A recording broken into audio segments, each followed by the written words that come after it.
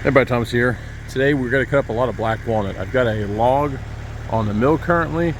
We have 5 other black walnut logs here. These were actually yard trees, if you will. And I already know that the first log had metal in it. So just doing a cursory look. Now I've got this on my bounty hunter here. It's on all metal. If I get anywhere near metal, this thing goes crazy.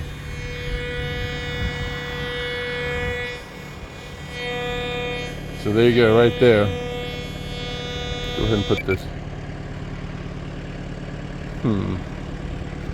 Turn up sensitivity.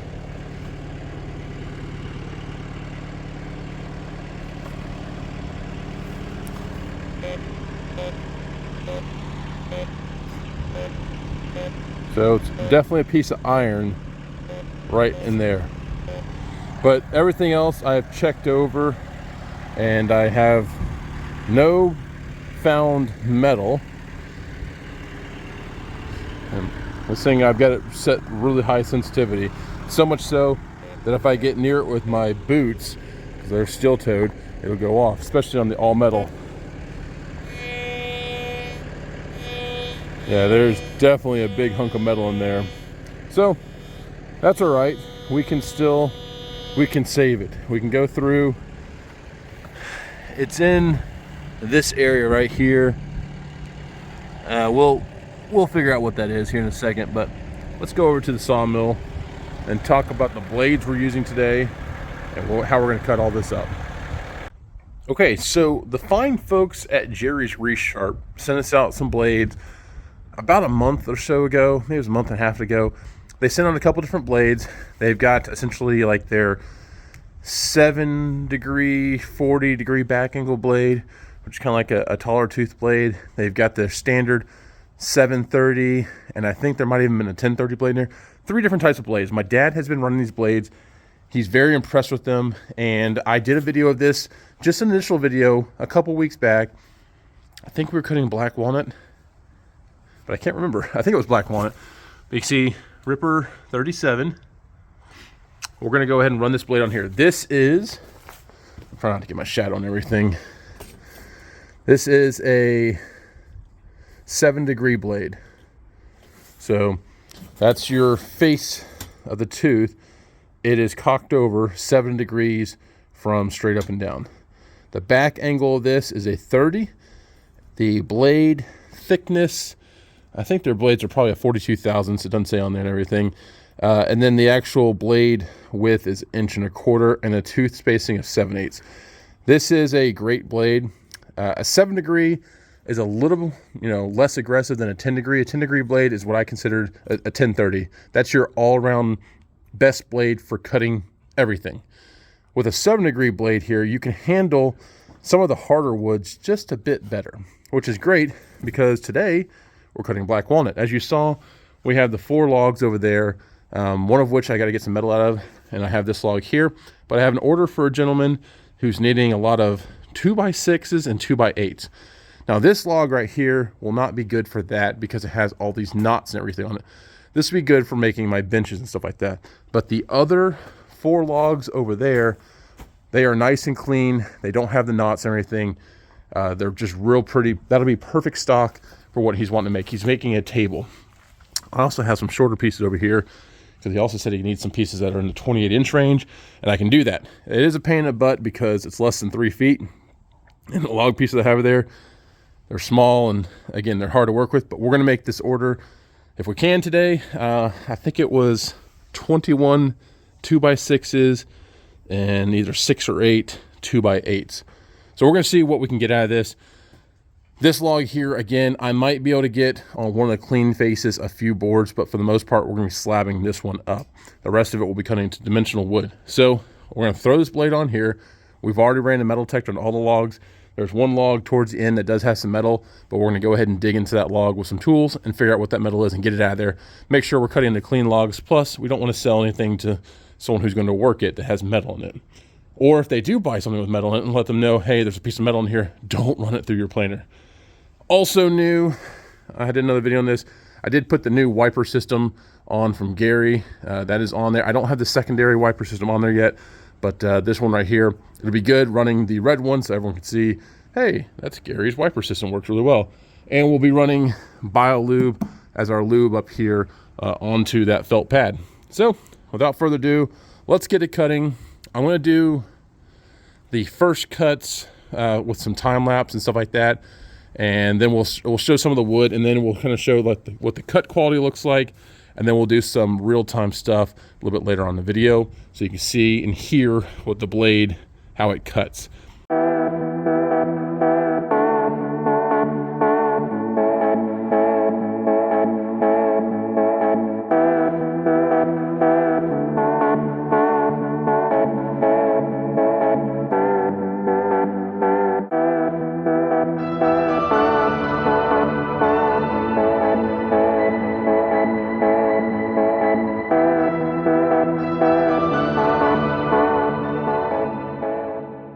Okay, cuts like butter. I had to stop there only because I've got a big knot on this section over here that's protruding past the bearings. So anyways, but here's what I wanted to really show. Take a look at this. Put on the new wiper system. You can see how well that is working. That blade is spotless. That is a very sharp blade. It is cutting. It's nice and quiet. But you can see also there's just no buildup on the wheels or anything, so that is awesome. The cuts, even through the knot sections, are nice, true, and straight. These are all at, well, the top two are an inch each. Then we've got the next three at 2 inches, and I have 4 inches at the bottom. I'm gonna have to cut one more out of there, but again, I had a weird knot section on the other side that was protruding past, and I was gonna hit the bearing, and I didn't really want to take the log stops any lower and risk the log shifting over and hitting that. Just kind of a pain.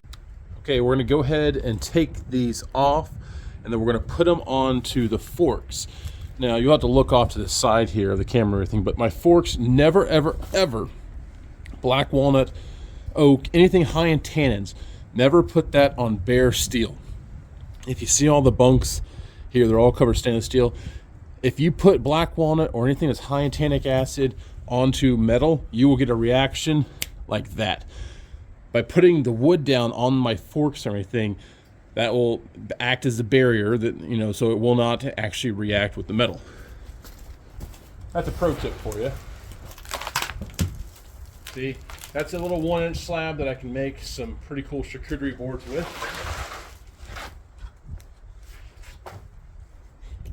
Again, the guy's coming over today to get the black walnut that I need. Look at that, that's pretty. It's gonna be for a table.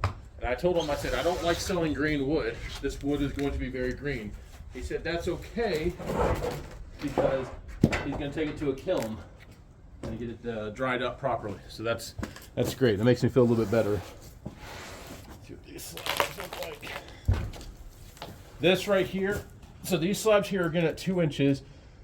These slabs I'm going to be turning into benches. After I made some bench here recently for some friends of ours, I had quite a few orders put in for said benches. So apparently I've got to get my butt into gear and start working. These slabs are gorgeous, so, and perfect size for benches.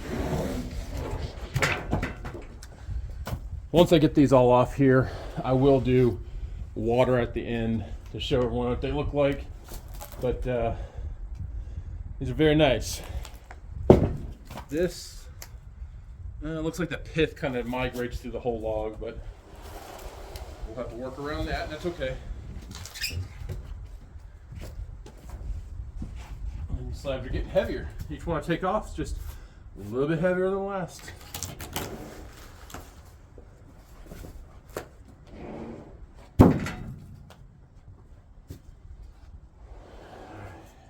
And of course, we'll show this one as well. Oh yeah, these are absolutely gorgeous. Some good figure at this end. Perfect uniformity. Perfect for a bench or a behind the sofa table or anything like that. It's been quite windy today and kind of chilly.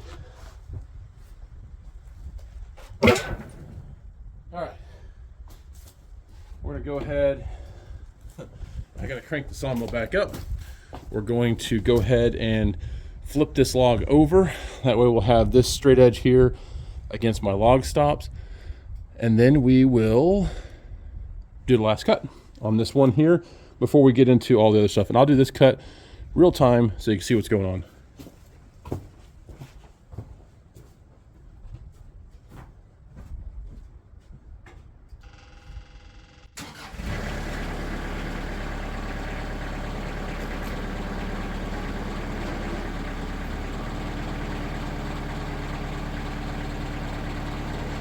Now, on a finishing cut like this, you do not want to use your log turner.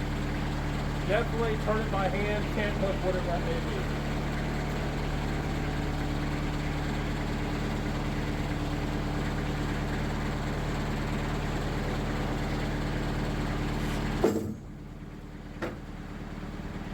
Again, going at 2 inches down. Watch the sawdust that comes off. It is kind of windy, but you should be able to see some good sawdust.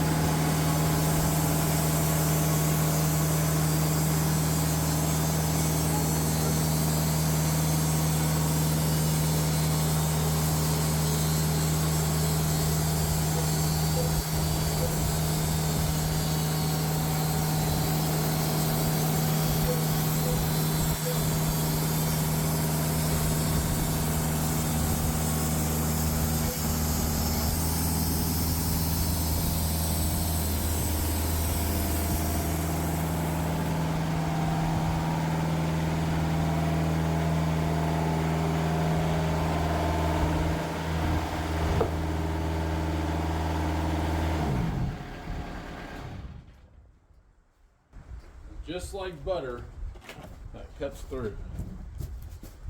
Like a hot knife through butter. Beautiful cut quality. We're going to look at that here right now. Now this blade, you've seen it since I put it on there until right now. I'm happy with this cut quality. Let's look right here. Get my shadow out of everything. That's a pretty good cut quality, and there is absolutely no wave or anything in the wood. Nice, true, beautiful black walnut. So what did we get? 5 slabs, 5 2-inch slabs, 2 of the 1-inch slabs out of tree number 1. Total cut time, I don't know, 12 minutes, not 10, 12 minutes. Not bad at all. All right, we're gonna go ahead and throw in a time lapse and everything. We've got a cleaner log on here with really one little knot section on it. This will be cleaner boards. We're looking to get most of our 2x8s out of this and a couple 2x6s. The other slabs that came off, as you saw, were beautiful. I'm only expecting beautiful stuff out of this. And in fact, every time I cut black walnut, it's always beautiful. So let's get to cutting.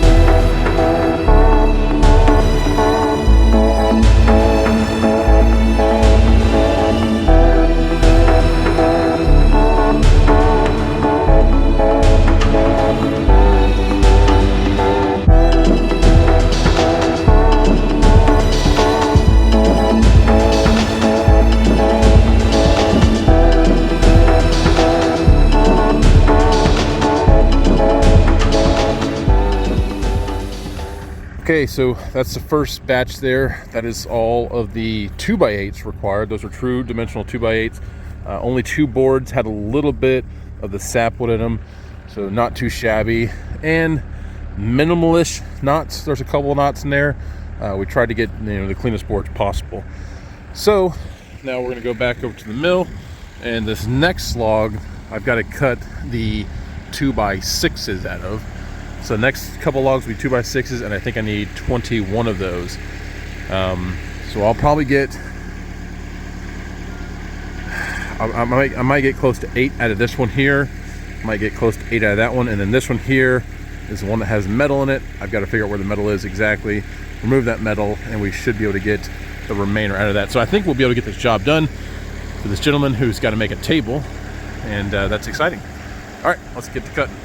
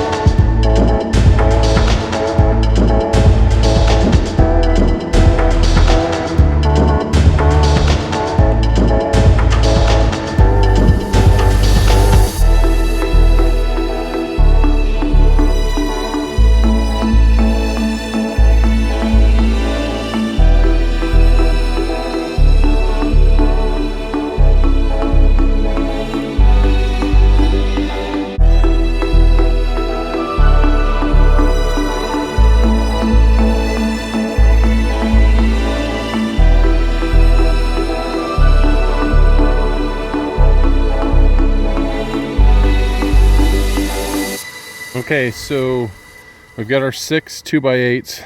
We've actually got 12 of the 2x6s. I've got one next to the sawmill still that I need to trim down.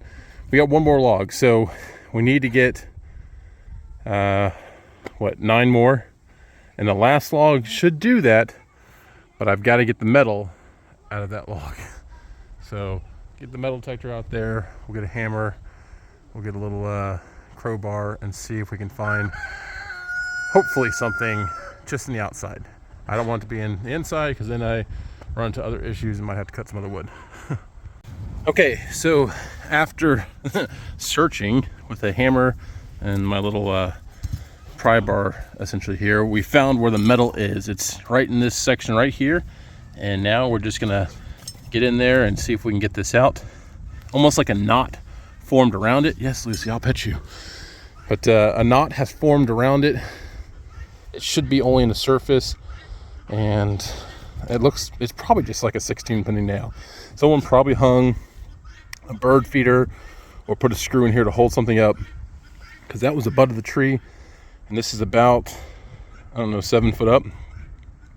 So yeah, should be pretty easy. Should be.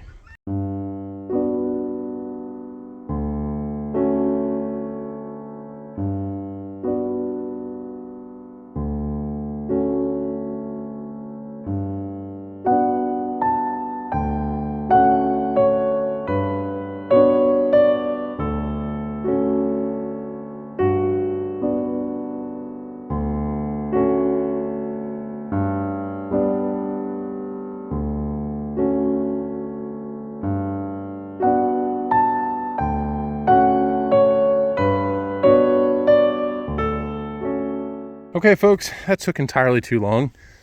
Turns out, just like I thought it was a big lag screw. That's why I couldn't pry the sucker out of there. And we did break off a section of it. It's somewhere here on the ground and everything. But you can see all the tools we use: a little mini sledge, 2 hammers, nail puller, vice grips, cant hook, and chainsaw. And we made almost 5-inch deep, it's about a 4.5-inch deep hole into the wood, doing some plunge cuts and everything. But we got it out. Now let's get this back on the mill, get back to cutting.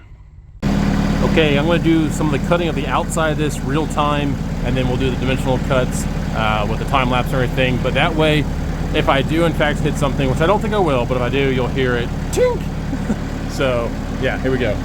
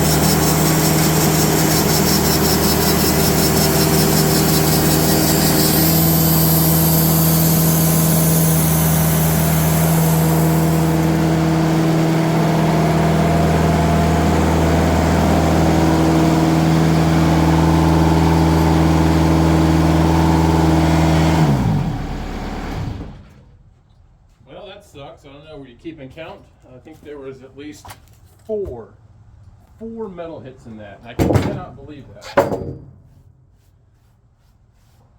Three, 1, 2, 3, 3 freaking metal hits. I cannot believe that. Awesome. Fantastico. All right, so we'll come back to that. That just sucks. That sucks bad. Work on all that other stuff. That metal detector did not show that.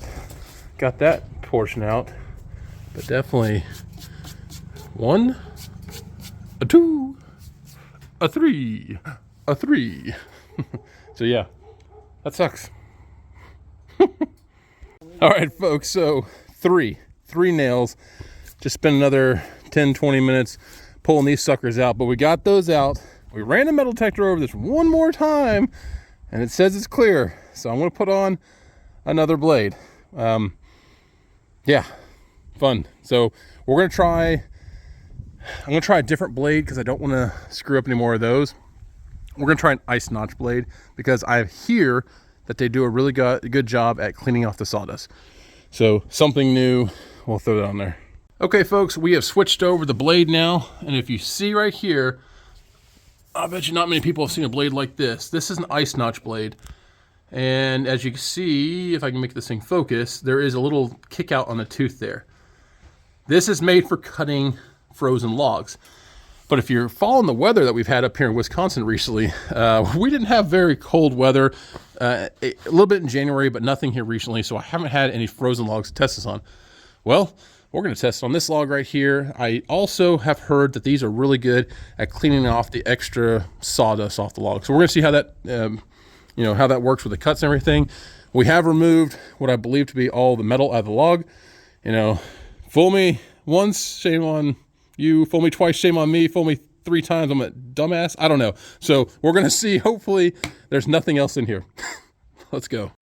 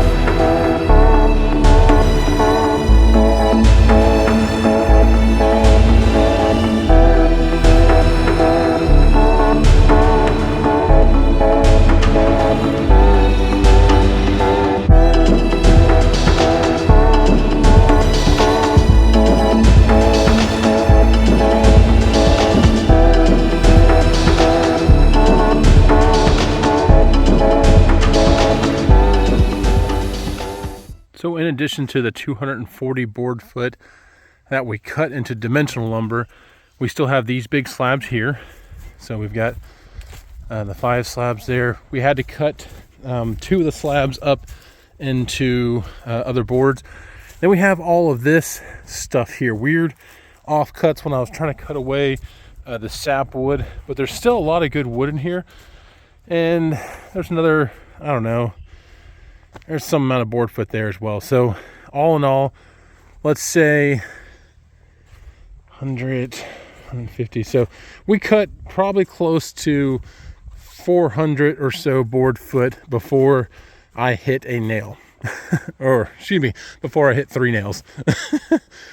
Very happy with the way the blade performed.